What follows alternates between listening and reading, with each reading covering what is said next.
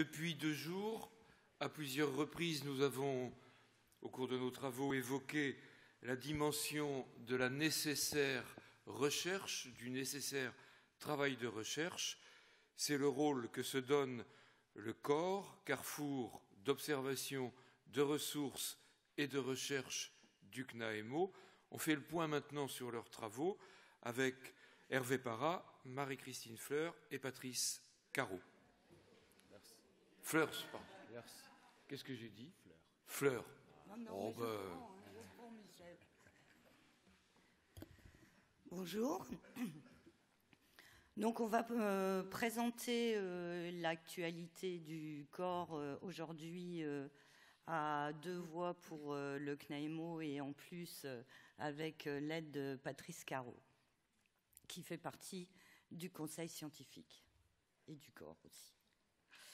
Voilà, alors Hervé va a pris la responsabilité du corps cette année, comme moi je suis en partance, car j'ai arrêté mes activités au 10 février. Voilà. Alors, tu peux changer oui, mais j'ai l'impression qu'il y a un petit problème technique. La télécommande ne fonctionne pas. Bon, c'est pas grave, on va avancer en attendant qu'on règle le problème technique. Donc, bref rappel, qu'est-ce que le corps? C'est un pôle de recueil et d'analyse de données quantitatives et qualitatives, susceptibles de rendre compte d'une pratique singulière en protection de l'enfance. En fait, c'est le l'ex-commission recherche, avec l'objectif de produire des recherches thématiques ponctuelles dans le champ de la protection de l'enfance.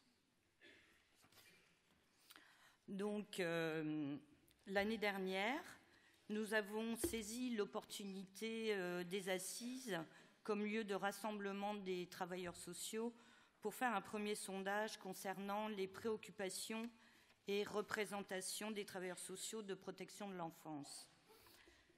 La première, donc on a posé... Ah, ça y est, ça marche. Voilà. Donc la première question qui était posée, c'était la question de vos préoccupations qui pourraient être traduites en termes d'objets de recherche pour le CNAEMO. La seconde aborde les questions, les difficultés rencontrées dans la pratique. Et dans une dernière question, nous avons souhaité observer la représentation des participants concernant la thématique des assises d'Évreux, c'est-à-dire la diversification. Nous avons interviewé 31 participants, dont 9 cadres et 22 non-cadres. 15 régions sont représentées et les différents types de lieux d'intervention également.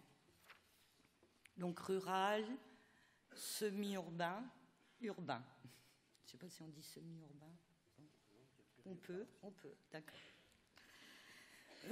Toutes les tranches d'âge sont représentées avec une prédominance des 40-50 ans, qui correspond également à la prédominance pour les participants aux assises en général. Même si 31 interviews peuvent apparaître un taux de réponse faible en termes de représentativité, il n'en reste pas moins que la richesse et la variété des questions abordées nous ont paru intéressantes de vous livrer comme telles. Ceci vous permettra également de suivre notre cheminement jusqu'à notre choix final. Nous avons regroupé les résultats concernant les préoccupations et propositions en 3 catégories: les problématiques, le contexte juridico-administratif et la pratique. Concernant les pratiques,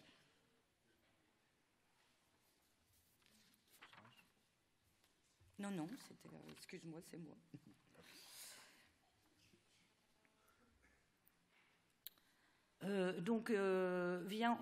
Était cité en premier les conflits, le conflit parental et les violences conjugales, le SAP, la gestion des droits de visite et d'hébergement, les jeunes majeurs et les jeunes incasables, et la problématique des abus sexuels, ainsi que l'AEMO et médiation familiale seraient plus à mettre avec les conflits parentaux.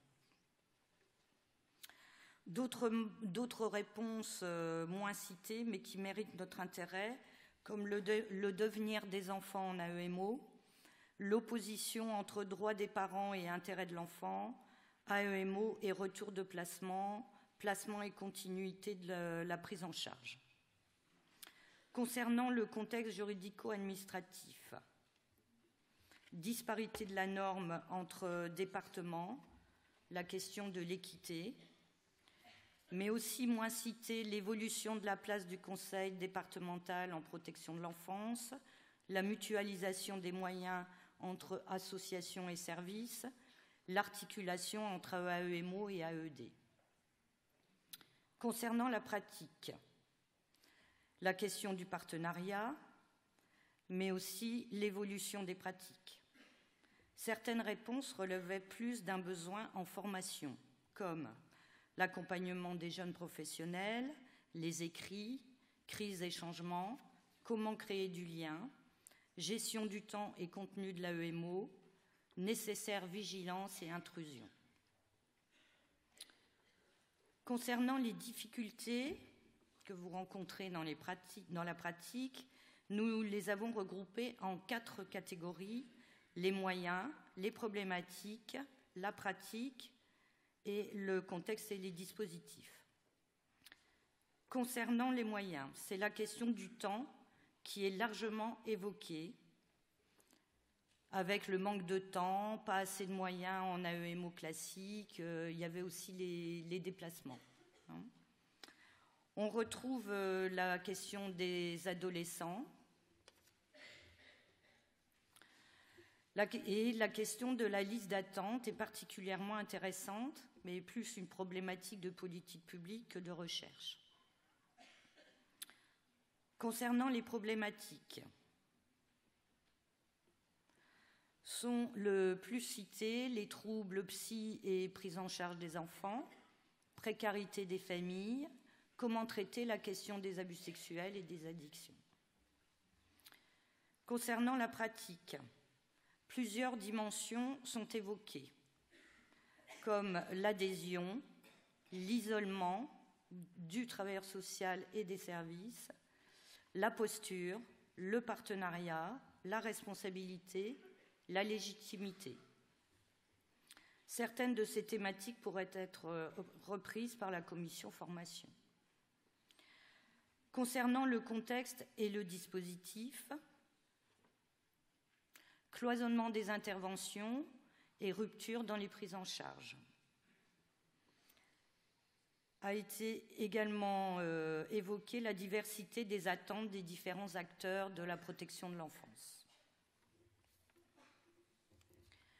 Concernant la représentation de la diversification, nous constatons que pour les interviewés, la représentation de la diversification est plus une diversification de l'exercice de la mesure, du mode d'intervention, plutôt qu'une diversification des dispositifs. Concernant les dispositifs,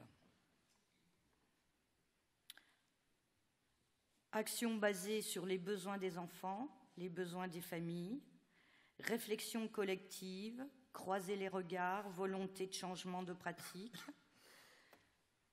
diversifier en fonction du contexte local socio-économique, diversifier la mesure plutôt que les mesures, modulation, créativité, bricolage, diversification des métiers, pluriprofessionnalité, action collective. C'est une intervention plus soutenue, plus intensifiée. Compte tenu de la richesse et de la variété des questions abordées, après échange en commission en octobre 2016, le corps a retenu 3 thématiques qui nous paraissent particulièrement intéressantes à traiter dans le cadre du mouvement qu'est le CNAEMO. Donc la richesse, bon non, ça je viens de le dire. Donc 3 thèmes retenus. La dimension de la population avec les effets des interventions, la dimension organisationnelle avec la question des listes d'attente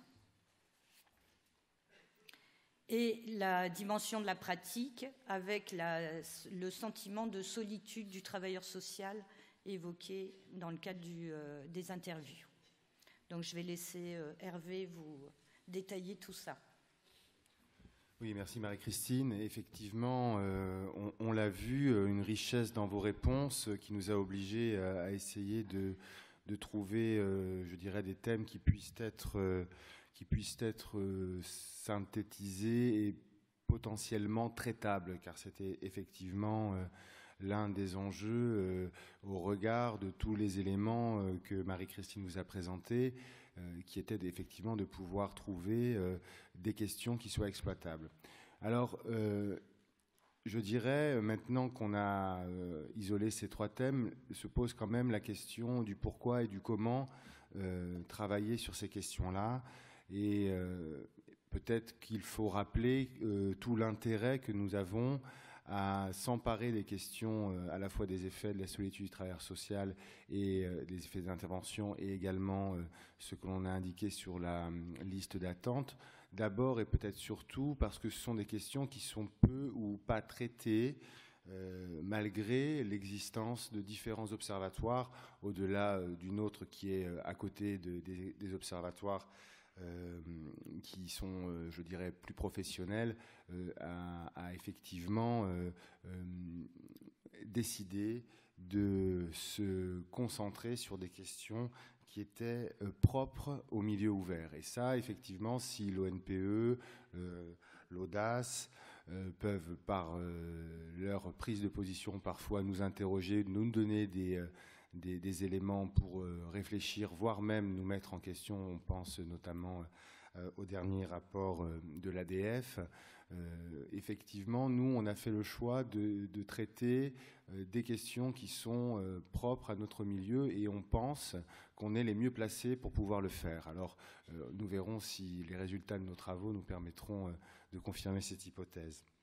Et un objectif très important également, c'est ce qu'on pourrait appeler un peu pompeusement une visée praxéologique, c'est-à-dire au fond réussir à donner à tout le monde, aux associations, aux services, aux praticiens, des données qui nous permettront et qui permettront à chacun des acteurs de renseigner et d'essayer autant que faire se peut d'améliorer les pratiques professionnelles. Alors, des intérêts, certes, on l'a vu, mais également des difficultés. Il faut quand même aussi le relever. Même si au CNAEMO, on aime les défis, on est quand même conscient que ça ne va pas être facile. D'abord, ce qu'on peut également relever comme difficulté, je dirais, c'est une difficulté théorique ou épistémologique. Quel concept pour mobiliser, pour interroger nos pratiques, pour essayer de répondre aux questions que l'on a isolées tout à l'heure, et en même temps, concomitamment, quelle méthodologie, une fois que nous aurons défini et nous serons arrêtés sur les concepts et les notions qui vont nous permettre de répondre à nos questions, comment effectivement réussir à pouvoir le mettre effectivement en œuvre. Alors, pour ce faire, comme on est modeste, on va dire, on a eu l'idée d'aller chercher des ressources qu'on n'avait pas, des compétences qu'on n'avait pas, et on a réuni un certain nombre de partenaires sous le nom du conseil scientifique qui va venir effectivement nous aider. Un conseil scientifique qui est d'une composition pluridisciplinaire, puisque nos pratiques sont des pratiques d'intervention sociale. Elles mêlent donc différentes approches.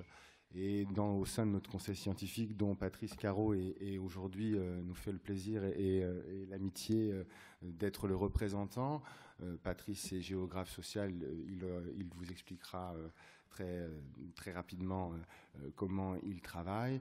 Eh bien, il y a d'autres corps professionnels, d'autres corps disciplinaires, puisque nous avons également des sociologues, nous avons un médecin, des psychologues, un universitaire qui travaille sur les sciences de l'information et de la communication, et également une juriste. Je ne cite pas Les noms, vous pourrez les retrouver sur le site du CNAEMO. Alors, quel est l'objectif? Quels sont les objectifs du conseil scientifique? Vous l'aurez deviné, il y en a deux. Et le premier, c'est de pouvoir nous apporter un soutien théorique et méthodologique au regard de ce que je vous présentais tout à l'heure comme à la fois intérêt et difficulté. Et je cède la parole immédiatement à Patrice Carreau qui va pouvoir vous expliquer comment il va nous aider, il va aider la commission corps à avancer dans ces questions-là. Voilà, Patrice. Merci. Nous tentons de travailler avec des méthodes quantitatives et qualitatives pour avancer sur les effets des interventions, les ressentis des acteurs que sont les travailleurs sociaux et d'autres populations, dans un cadre de sociologie, de psychologie, de sciences de l'information et de la communication. Il est difficile de mettre en œuvre des méthodes quantitatives, par exemple avec une grande diffusion de questionnaires auprès d'un grand nombre d'entre vous, parce que derrière, il faut des moyens d'analyse, de traitement que nous n'avons pas pour l'instant. Mais ce qu'on peut faire, c'est mettre en œuvre des méthodes qualitatives avec des contacts auprès d'un certain nombre d'entre vous pour vous interviewer dans des formats de 40 minutes ou même au-delà, recueillir votre avis sur un certain nombre de points, résumer, synthétiser tout ça et avancer. Donc vous êtes susceptible d'être contacté, par exemple, par des Master 2 de recherche, Master 2 recherche en sociologie ou en psychologie, qui pourraient travailler avec ce type de méthode qualitative. Voilà un exemple parmi d'autres. Qu'est-ce qu'un géographe social vient faire dans ce conseil scientifique? Alors, je suis là parce que je travaille avec des collègues sur le décrochage scolaire. Mais la répartition du décrochage scolaire, sa géographie, les inégalités entre régions, entre villes et même entre communes pour ce qui est du décrochage scolaire. Les résultats sont les suivants. Le pire pour les risques de décrochage et le décrochage lui-même, c'est l'outre-mer. Et le pire dans l'outre-mer, c'est Mayotte, notamment le nord de Mayotte. Je dirais que chaque fois qu'un nouveau bateau arrive sur les côtes de Mayotte, il faut refaire toutes les statistiques. J'exagère à peine. À l'intérieur de l'outre-mer, c'est tout aussi gravissime en Guyane, Saint-Laurent-du-Maroni, Cayenne. Et puis c'est peut-être un peu plus positif en matière de risque de décrochage et de décrochage des gamins à La Réunion ou aux Antilles. Tout ça, c'est une première catégorie qui est la France du pire en matière de décrochage et de risque de décrochage. J'appelle risque de décrochage le niveau de diplôme des parents, sans aucun diplôme, les revenus.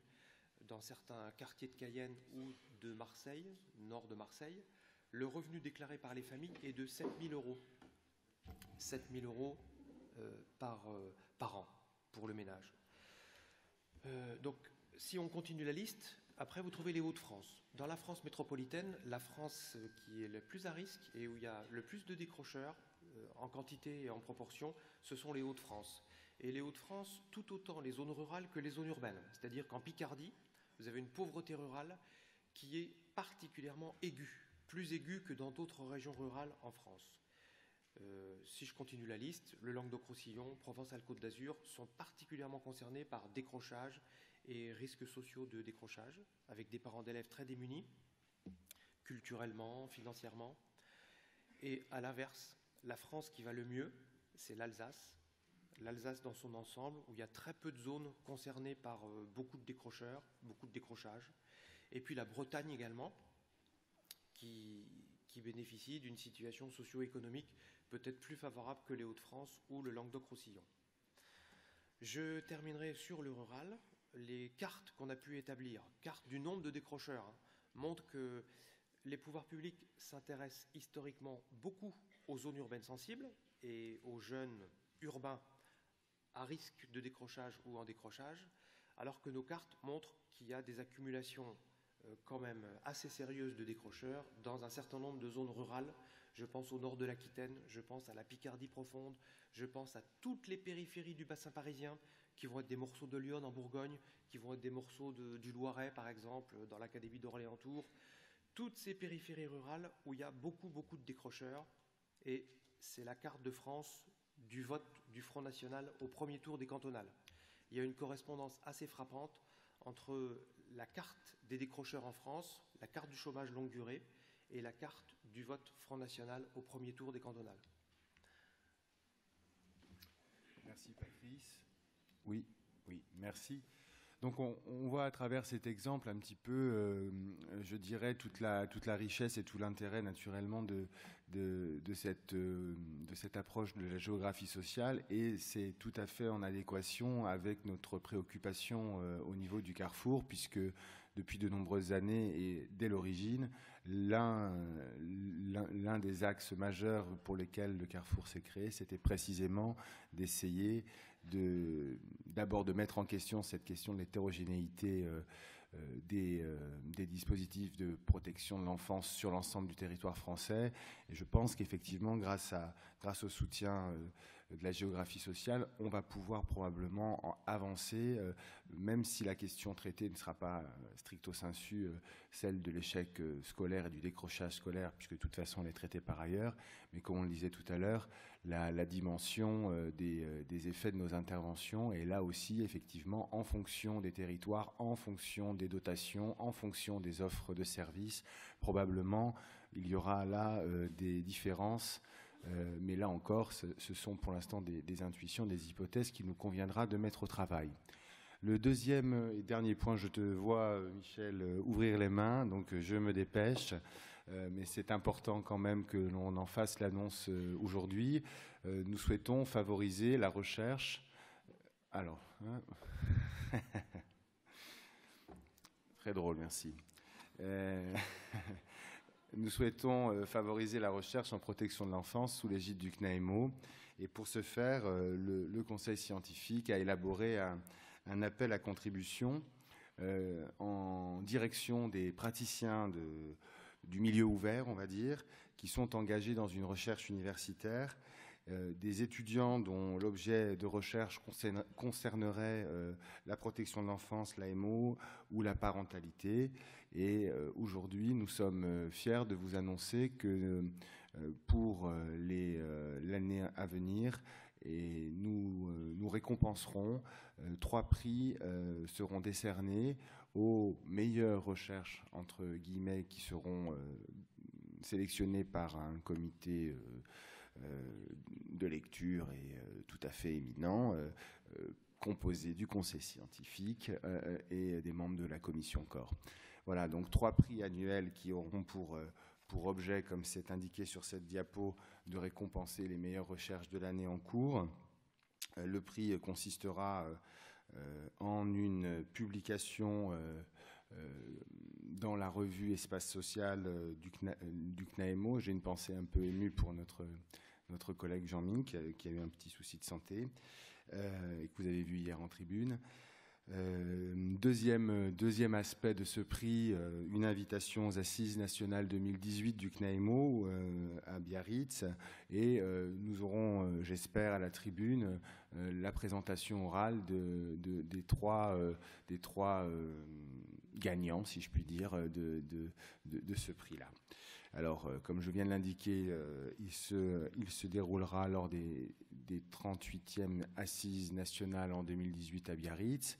Et comme je le disais aussi tout à l'heure, la recherche portera sur différents thèmes de la protection de l'enfance. Donc je passe, puisque j'ai déjà dit tout ça. Le profil des candidats, si l'on peut dire.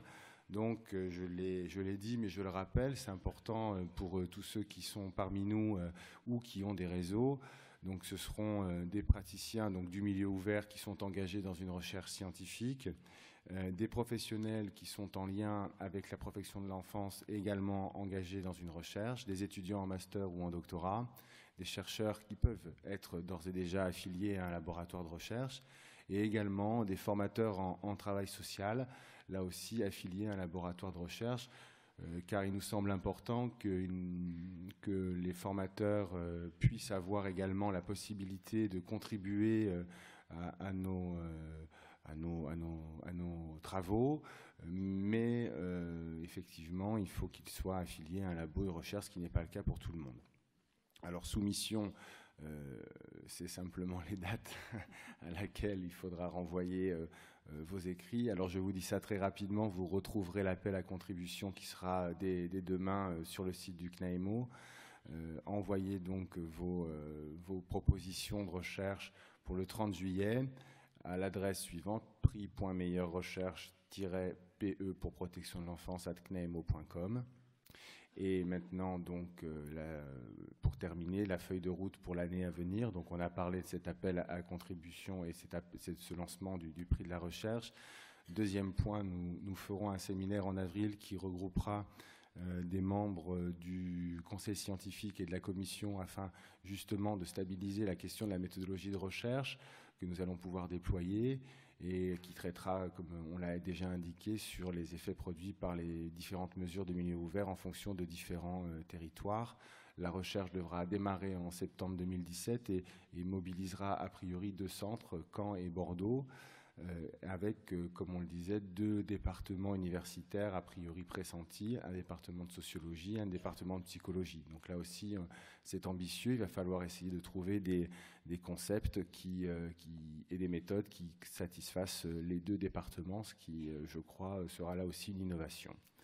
J'en ai terminé. Je vous dis donc rendez-vous à Biarritz en 2018 pour la présentation à la fois des résultats de notre recherche et du prix de la meilleure recherche en protection de l'enfance. Merci.